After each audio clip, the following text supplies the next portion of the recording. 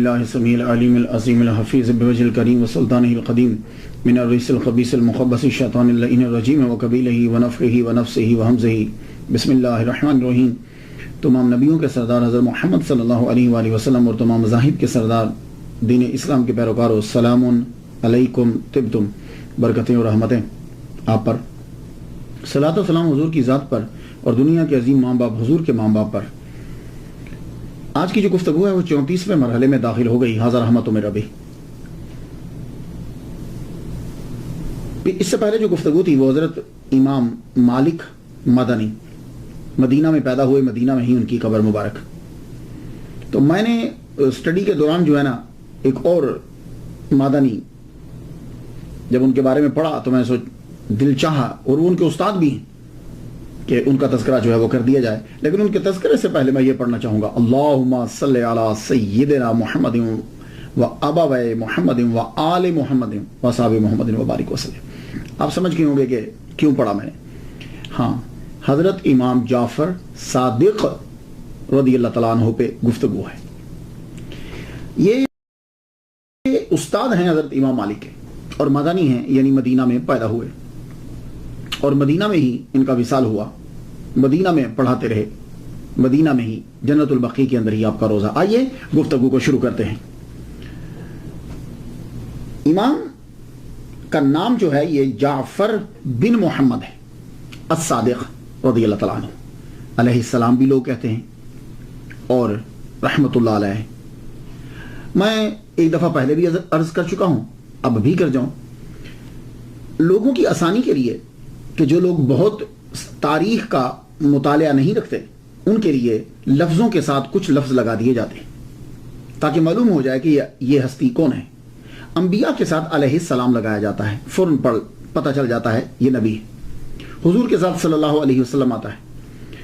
اسی طرح جو صحابہ کرام ہیں ان کے ساتھ رضی اللہ تعالیٰ عنہ لکھ دیا جاتا ہے کہ فوراً پڑھنے والا سمجھ جائے کہ یہ صحابی ہیں، اور جو ان کے بعد جتنے ہیں وہ سب رحمت اللہ علیہ، پتہ چل جائے کہ یہ صحابی نہیں ہے۔ اس سے ذرا عام طبقہ کو جو ہے وہ آسانی ہو جاتی ہے۔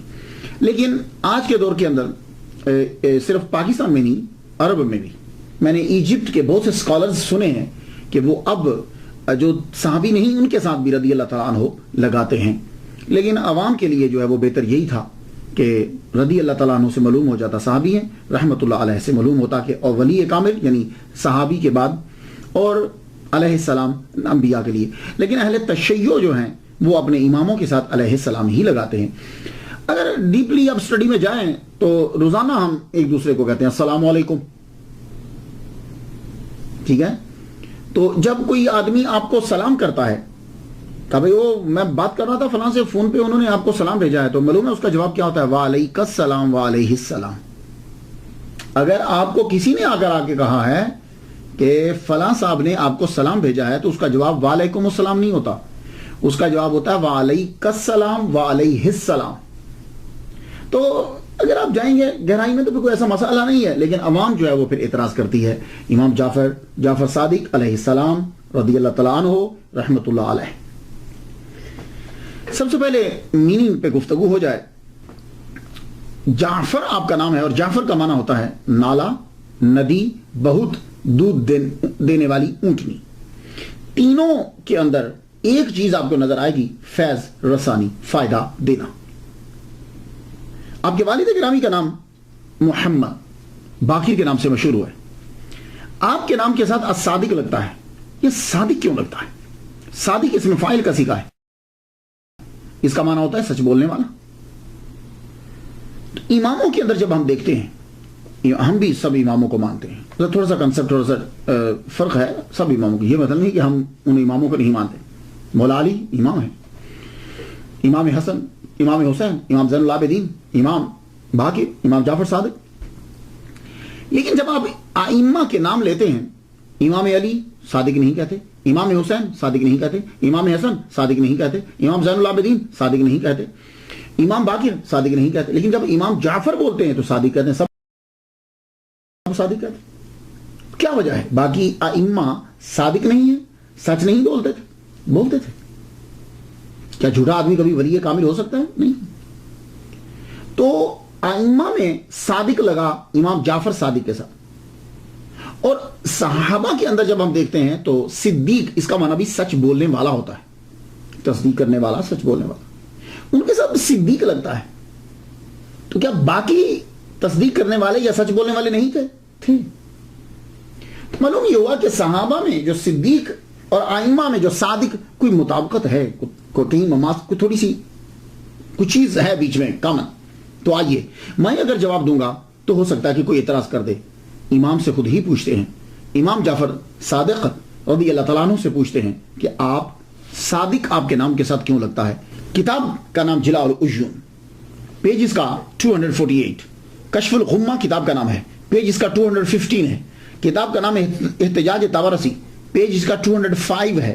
اور صافی شرح اصول کافی اہل تشیع کی بڑی معتبر کتاب ہے، جیسے اہل سنہ کے اندر بخاری شریف ہوتی ہے. صفحہ اس کا 214.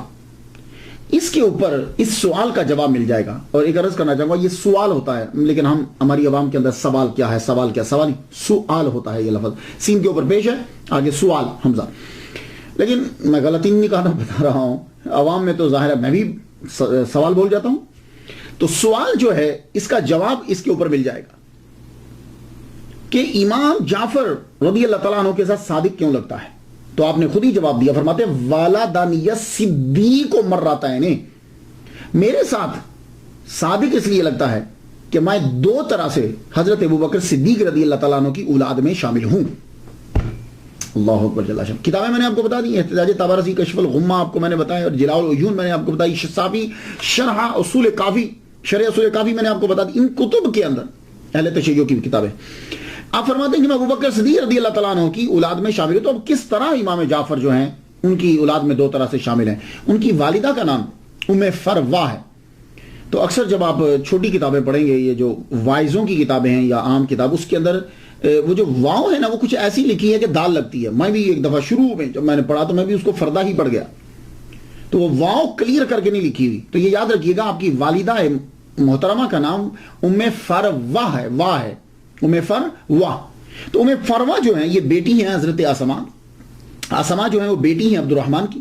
عبد الرحمن جو ہیں وہ بیٹے ہیں حضرت ابوبکر صدیق رضی اللہ تعالیٰ عنہ. ام فروا کے ابا کا نام قاسم بیٹے محمد کے، محمد بیٹے حضرت ابوبکر صدیق رضی اللہ تعالیٰ عنہ کی. تو گویا کہ حضرت قاسم اور حضرت آسما کزنز آپس میں، دونوں کی شادی ہوئی، اور دونوں کے جو باپ ہیں وہ آپس میں بھائی ہیں، عبد الرحمن اور محمد دونوں بھائی ہیں.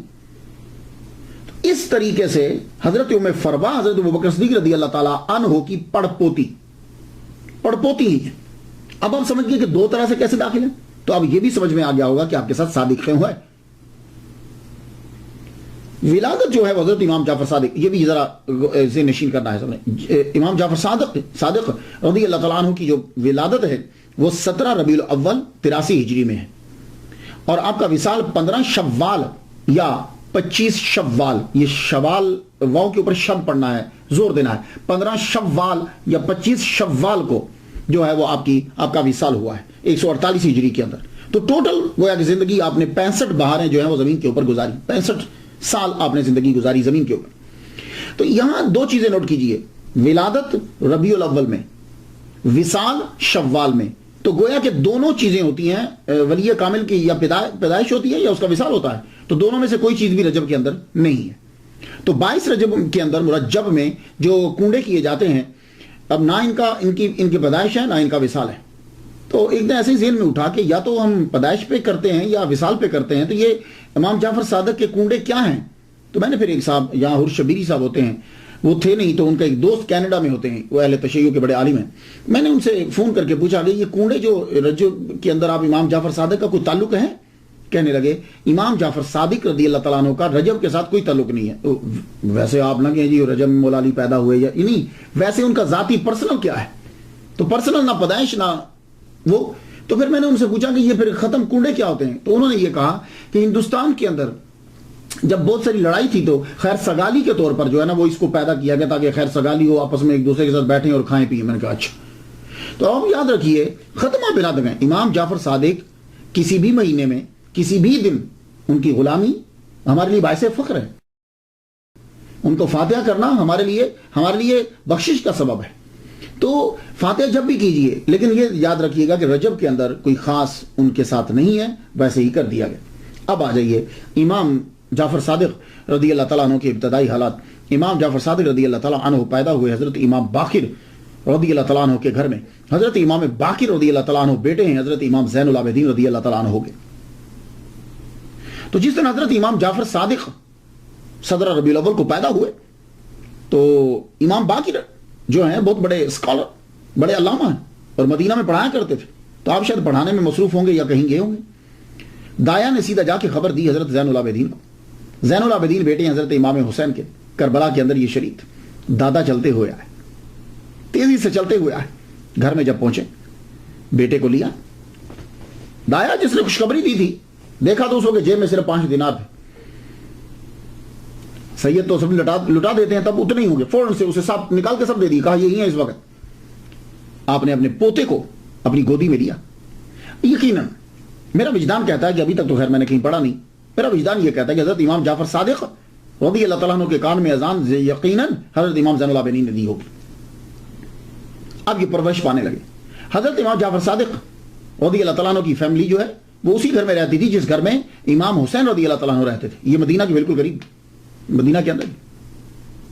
حضرت امام باقر علیہ السلام پڑھایا کرتے تھے مسجد نبوی کے اندر، اور لوگ جو ہیں وہ ان کے لیکچرز کو جو ہے وہ سنا کرتے تھے۔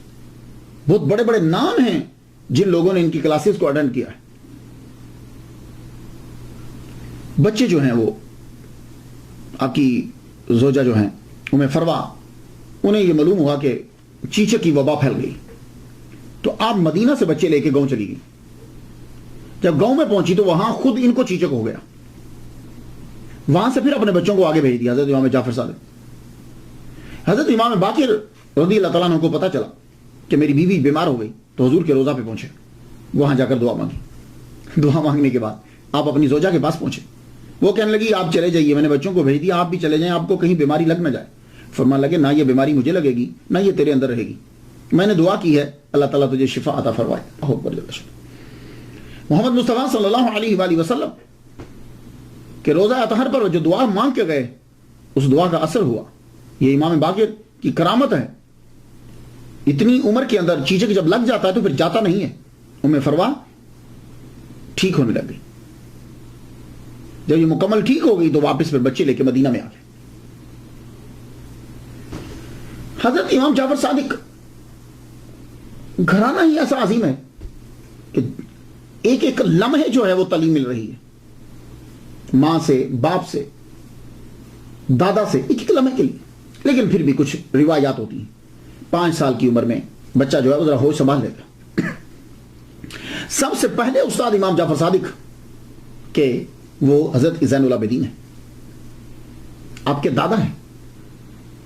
15 سال جو ہیں آپ ان کی زندگی میں جیے ہیں۔ جب 15 سال کے حضرت امام جعفر صادق ہوئے تو زین العابدین دنیا سے رخصت ہو گئے۔ تو 15 میں سے اگر 5 سال بچپن کے نکال دیجئے تو باقی 10 سال تو اپنے دادا سے پڑھا۔ تو حضرت زین العابدین سے روحانیت ملی۔ زین العابدین ان کا نام بتاتا ہے کہ عبادت کرنے والوں کے لیے زینت ہے، اور اس کے علاوہ تعلیم بھی لی۔ بچے کی جو آغاز ہوتا ہے نا اس میں علم کی کم اور ادب کی زیادہ ضرورت ہوتی ہے، یہ پھر یاد رکھیں۔ اسی لیے جب آپ پڑھا رہے ہوں بچے کو، کہیں بھیج رہے ہوں، تو بچے کی ادب پر، ادب سمجھتے ہیں ہم، صرف ادب اسی کو سمجھتے ہیں السلام علیکم نہیں، ادب مینز ہوتا ہے تمام اخلاق، مینرز، ایٹیٹیوڈ، اس کا رویہ، اٹھنا بیٹھنا، بات کرنا، کھانا پینا، یہ ساری چیزوں پہ غور کرنا ہوتا ہے۔ اور اس کے اندر یہ جو چیزیں ہیں یہ بڑی ضروری ہوتی ہے، یہ بچے کو ابتدا میں ہی سکھانا ہوتی ہے۔ ہم سمجھتے ہیں بڑا ہو کے سیکھ لے گا، تو اس کا مطلب ہے کہ بڑا ہونے تک بیچ کی ساری زندگی بدتمیزانہ ہی گزارنی نہیں، بچے پہ فوراً پکڑ لیجیے اسے۔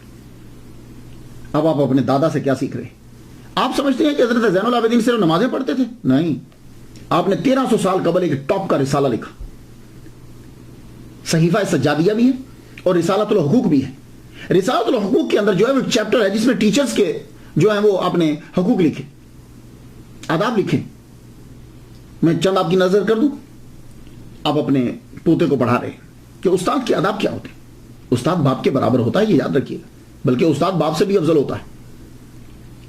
تو پڑھاتے جب استاد پڑھا رہا ہو. اب سنیے ذرا کیا سبق دیا جا رہا ہے حضرت امام زین العابدین کی طرف سے. جب استاد پڑھا رہا ہو تو نظریں اس کے چہرے پہ گاڑ کے رکھو, ان کی طرف دیکھو, ادھر ادھر مت دیکھو, تاکہ ان کی بات کو اچھے طریقے سے سمجھ سکو. جب سیکھ رہے ہو تو استاد کے متعلق اپنے دل کو صاف کر لو. استاد سے غیبت, بغض, دشمنی, نفرت, حقارت نہ آئے. صاف دل ہو تو اسے پڑھو. استاد کی آواز سے اپنی آواز بلند مت کرو. جب استاد پڑھا رہے ہو تو آواز بلند مت کرو, خاموشی سے ان کی بات کو غور سے سنو. جب استاد سوال اور جواب میں مصروف ہوں, کسی سے پوچھ رہے ہیں یا بتا رہے ہیں, تو پھر تم بیچ میں بات مت کرو. اور اگر استاد کی کوئی برائی کرے تو دفاع کرو جب استاد سامنے نہیں. اب بتائیے جا کے دنیا کو کہ دیکھیے آج 1300 سال قبل جو ہے وہ ٹیچرز کے حقوق کیا آج یہ ہیں. میں امریکہ میں کلاسز میں دیکھتا ہوں کوئی ادب و ادب ہے ہی نہیں. اور ان اسکولوں کا اثر یہ ہوتا ہے کہ بچے مدرسے میں آ کر, مسجد میں آ کر بھی ادب نہیں کرتے, بلکہ امریکہ کے مولویوں کو بچوں کا ادب کرنا پڑتا ہے. ہاں, وہ اسی چیز کے عادی ہوتے ہیں. اور صادق نے اپنے دادا سے سیکھا. اس کے بعد ان کے دوسرے استاد آپ کے والد گرامی ہیں حضرت امام باقر رضی اللہ تعالیٰ. امام جعفر صادق خود کہتے ہیں کہ مجھے ٹین ایج کے اندر میرے والد گرامی حضرت امام باقر نے فلسفی, physics, Greek ethics, theology and law, jurisprudence, science, mathematics, یہ مجھے ٹین ایج کے اندر پڑھا دی انہوں نے. اور آپ کے ایک استاد عبید اللہ بن رافع بھی ہیں, ان سے آپ نے احادیث سیکھی. اور امام جعفر صادق چھوٹے سے تھے, جب آپ کی عمر چھوٹی ہے, آپ نے حضرت انس رضی اللہ تعالیٰ صحابی مصطفیٰ کو دیکھا ہے, اس لحاظ سے آپ تابعی بھی ہیں. اور حضرت امام جعفر صادق رضی اللہ تعالیٰ عنہ کے تیسرے استاد آپ کے نانا قاسم بن محمد بن ابی بکر صدیق رضی اللہ تعالیٰ عنہ. آپ جانتے ہیں کہ حضرت امام جعفر صادق رضی اللہ تعالیٰ عنہ کے نانا جو ہیں وہ کیا مقام رکھتے تھے مدینہ میں. مدینہ کے 7 مشہور فقہا میں ان کا شمار ہوتا ہے, ایک یہ ہے ان میں سے. تو نانا سے ویسے بھی بڑا پیار ہوتا ہے. تو نانا جو ہیں وہ پوتے ہیں حضرت ابو بکر صدیق رضی اللہ تعالیٰ عنہ کے, جو امام جعفر صادق کے نانا ہیں قاسم, حضرت قاسم بن محمد بن ابی بکر صدیق رضی اللہ تعالیٰ عنہ. نانا سے بھی آپ نے تمام تعلیم سیکھی, کیونکہ خود آپ بڑے مجتہد تھے. آپ نے حضرت ابن عباس رضی اللہ تعالیٰ عنہ سے روایت کی. تو نانا کا سارا علم صحیح طور پر آپ تک منتقل ہو. امام جعفر صادق رضی اللہ تعالیٰ عنہ نے نانا کی زندگی کی 28 بہاریں دیکھی ہیں. 28 سال اپنے نانا کی زندگی کو دیکھا انہوں نے, 28 سال. اس لیے کہ آپ کے نانا قاسم بن محمد کا انتقال 108 ہجری میں ہو گیا تھا. جب آپ پڑھ چکے تو اب حضرت امام جعفر صادق رضی اللہ تعالیٰ عنہ آپ پڑھانے لگے. اور جب پڑھانے لگے تو میں نام ہی بتا دوں تو آپ سمجھ آئیے گا, تاکہ تو گفتگو جو ہے وہ سمٹ جائے. آپ کے شاگردوں میں حضرت امام مالک, آپ کے شاگردوں میں حضرت امام عاصم, امام اعظم. یہ امام مالک یہ بھی ایک فقہ کے فاؤنڈر ہے, ایک سکول کے فاؤنڈر ہے. امام اعظم حنفی فقہ کے فاؤنڈر ہے. حضرت سفیان ثوری یہ بھی امام مانے جاتے ہیں. بعد میں ان کی چیزیں چونکہ ملی نہیں, کتابیں جو مدون تھی, ورنہ یہ بھی 5ویں امام تسلیم کیے گئے. حضرت سفیان ثوری آپ کے شاگرد, ہشام بن الحکم آپ کے شاگرد, عمر بن عبدالعزیز بارہا آپ کے لیکچرز اٹینڈ کیے انہوں نے. تو اس سے اندازہ لگا لیجئے کہ یہ کتنے پائے کہ حضرت امام جعفر صادق رضی اللہ تعالیٰ عنہ استاد ہے.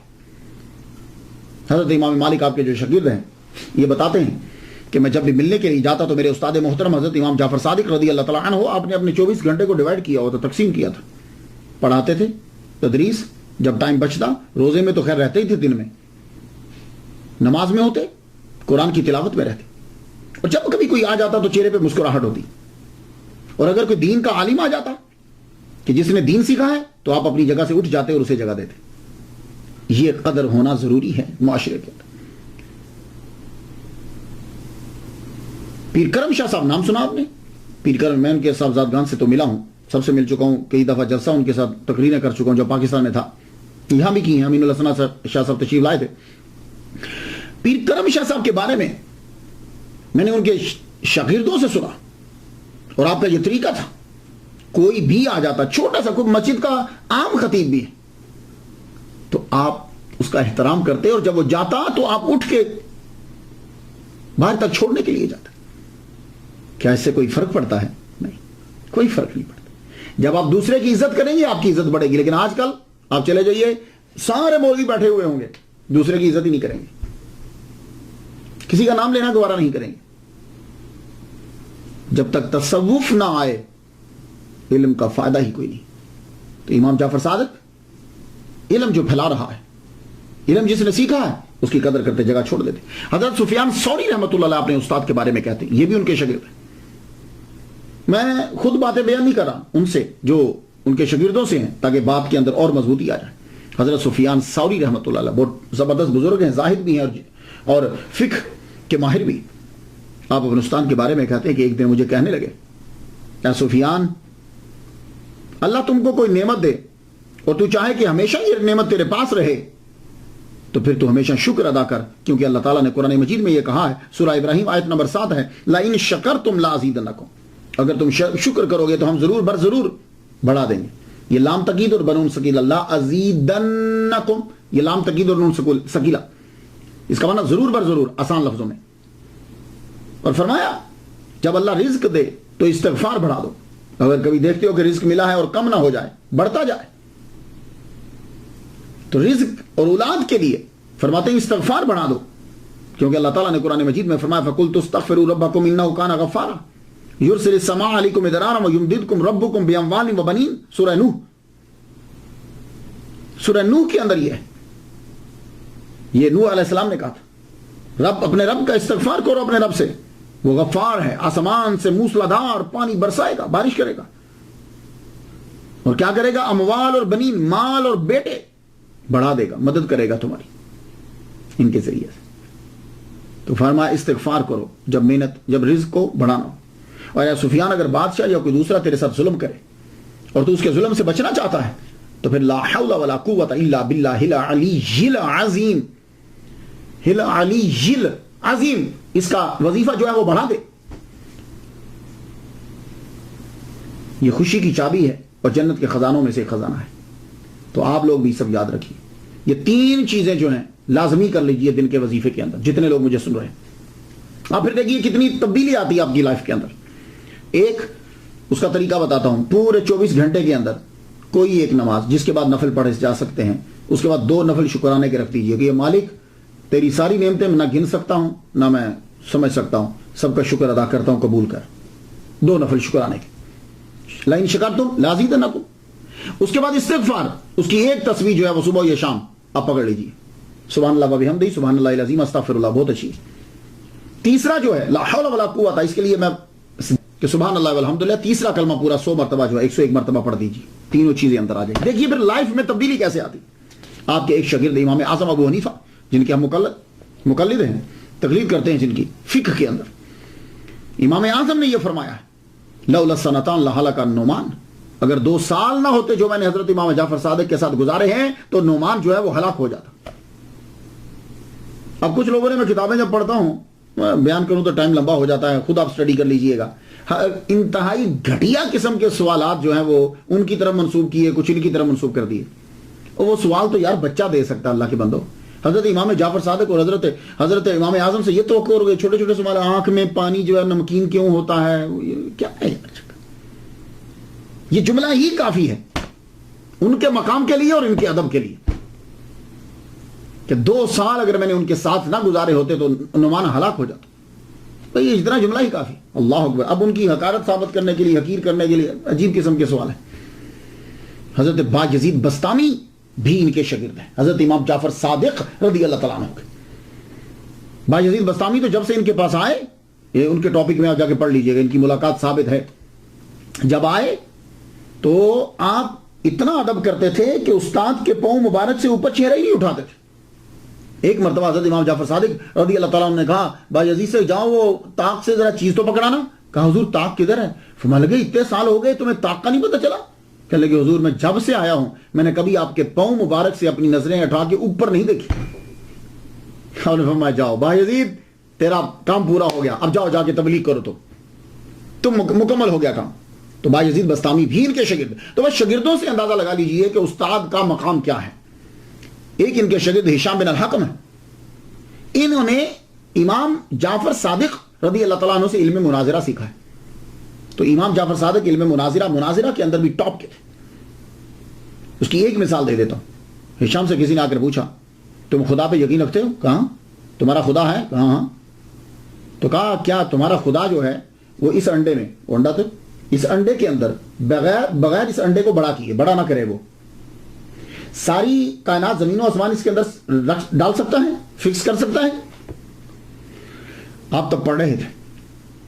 حضرت امام جعفر صادق رضی اللہ تعالیٰ عنہ کے پاس پہنچے. شام ہو چکی تب، سورج ڈوب گیا تھا.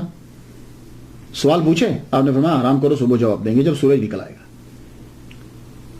رات سوئے، صبح سورج نکلا، گئے. امام نے فرمایا جاؤ ہمارے گھر کی چھت پہ ذرا جانا، چھت پہ چاروں طرف دیکھنا اور جو نظر آئے یاد رکھنا. اوپر گئے ہشام بن الحکم، چاروں طرف دیکھا، نیچے آ گئے. آپ نے فرمایا کیا دیکھا؟ کہا حضور میں نے اونٹ دیکھا، پہاڑ دیکھے، میدان دیکھا، جانور دیکھے، میں نے مواشی دیکھے، جس کو مویشی کہتے ہیں، مواشی دیکھے، میں نے انسان دیکھے، مکانات دیکھے، درخت دیکھے. فرمانے لگے تو کس شے کے ساتھ دیکھے؟ کہا حضور آنکھ کے ساتھ. کہا پوری آنکھ کے ساتھ؟ کہا نہیں حضور یہ آنکھ کے اندر جو ہے نا وہ چھوٹا سا نقطہ وہ دیکھتا ہے. فرمانے لگے یہ اونٹ تم نے اس سے دیکھا؟ فرمایا تیرا جواب آ گیا اسی بات کے اندر. آنکھ کے اندر چھوٹا سا نقطہ ہے، یہ یاد رکھیے گا. تو فرمانے لگے یہ اللہ تعالیٰ نے یہ پیدا کی ہے آنکھ، اور اونٹ بھی اس کے اندر آیا، پہاڑ بھی اس کے اندر آئے، زمین بھی اس کے اندر آئی، مکانات بھی اس کے اندر آئے، درخت بھی اس کے اندر آئے. تو جو کائنات کا مالک اس آنکھ کے چھوٹے سے نقطے میں بغیر اس کو بڑا کیے اس چیز کو اس کے اندر بند کر سکتا ہے، تو وہ رب قادر ہے اس بات کے اوپر کہ انڈے کو بڑا کیے بنا زمین و آسمان اس کے اندر جو ہے فکس کر دیں. سبحان اللہ، کیا کہنے. تو امام جو کے ایک اور شاگرد دنیا کے اندر بڑے مشہور ہوئے، جابر بن حیان. جابر بن حیان جو ہیں یہ ایک نابغہ روزگار ہستی ہے. اسٹرونومر، اسٹرالوجر، انجینئر، جیوگرافر،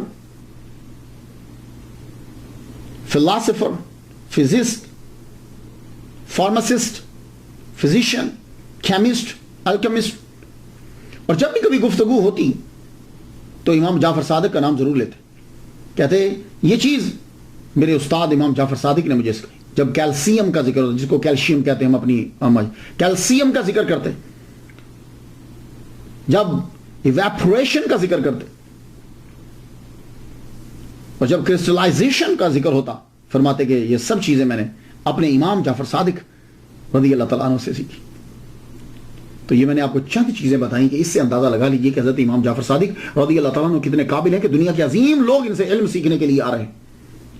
ان کی علمیت کا اعتراف صرف ہم نے نہیں کیا، مغرب میں کیا. ایٹن کولبرگ،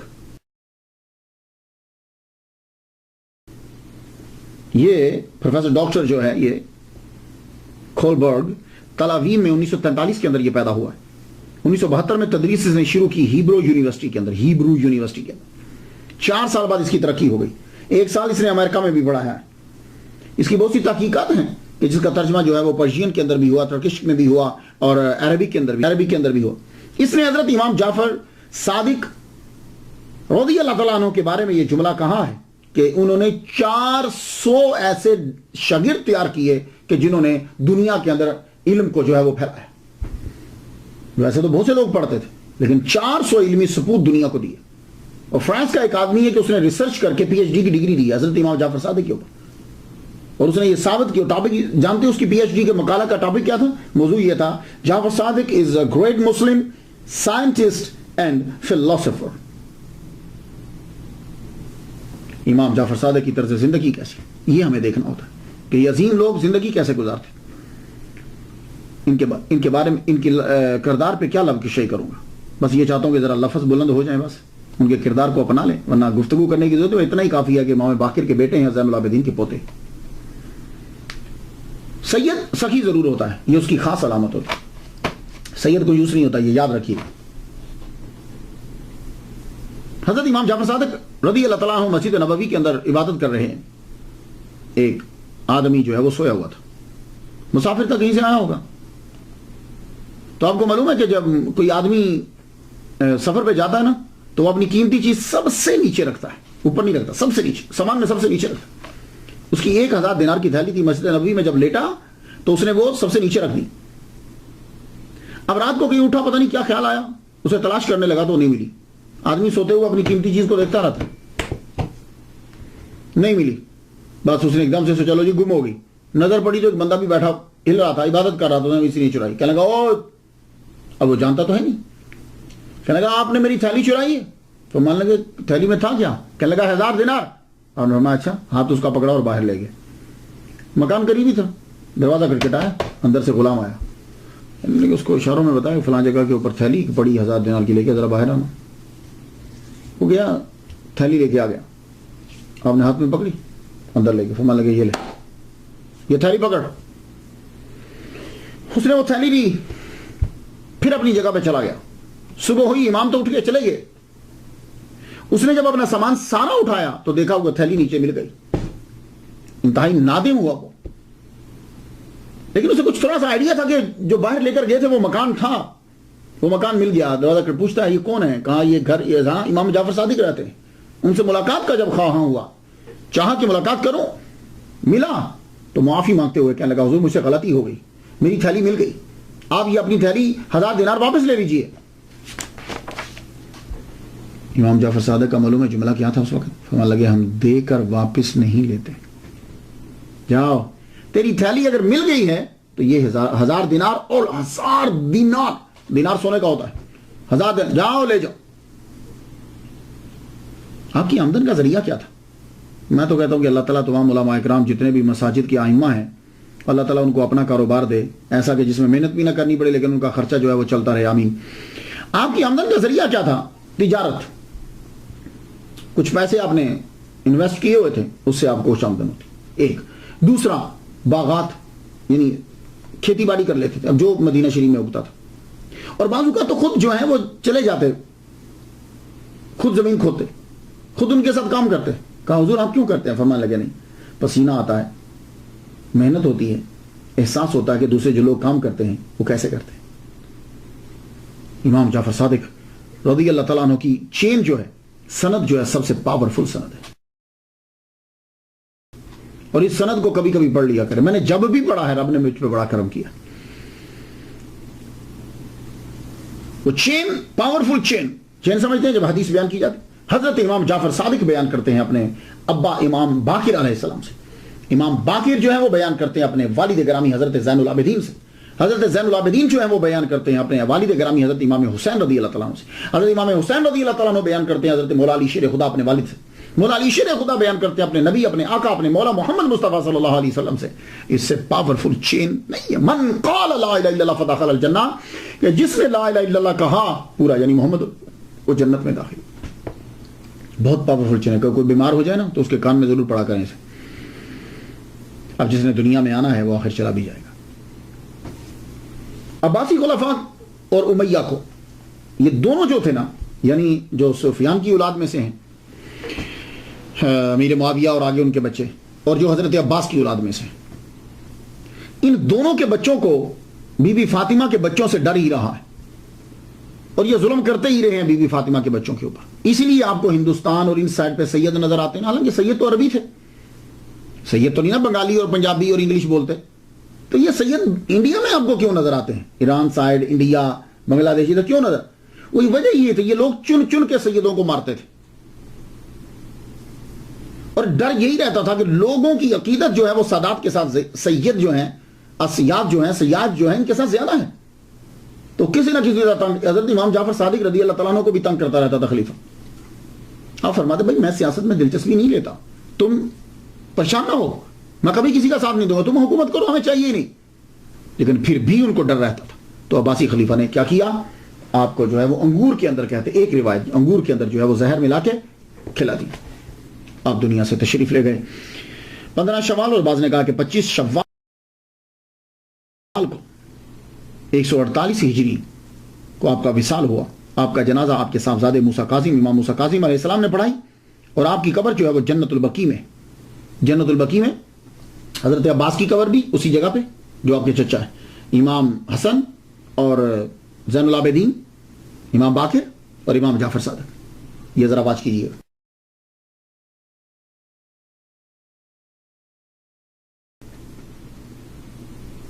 1925 سے پہلے پورا اوپر میزان بنا ہوا تھا, گنبد ہے, اوپر گنبد ہے اور اس کے اندر قبریں ہیں, حضور کی فیملی. پھر ذرا واچ کیجیے, یہ نمبر 2 جو ہے. اور 1925 کے بعد جو ہے وہ یہ گنبد جو ہے یہ گرا دیا گیا, اور اب کی موجودہ جو وہ قبر ہے اس کی جو تصویر ہے, اب جو موجودہ قبر ہے اس کی جو تصویر ہے وہ دیکھیے.